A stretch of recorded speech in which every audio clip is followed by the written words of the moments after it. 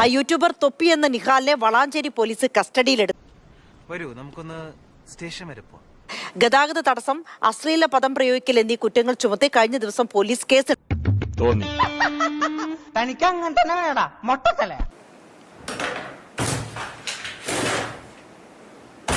Police തന്നെയല്ലേ?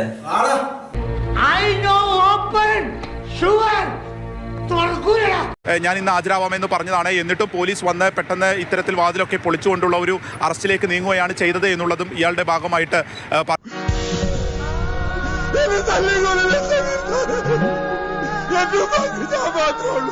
ായാലും ഇപ്പോൾ ഈ രണ്ട് കേസിലും ഇപ്പോൾ കസ്റ്റഡിയിൽ എടുത്തിരിക്കുകയാണ്. അല്പസമയത്തിനകം കോടതിയിൽ ഹാജരാക്കും. വളാഞ്ചേരി പോലീസിന്റെ ഭാഗത്തു നിന്നാണ് ഈ നടപടി.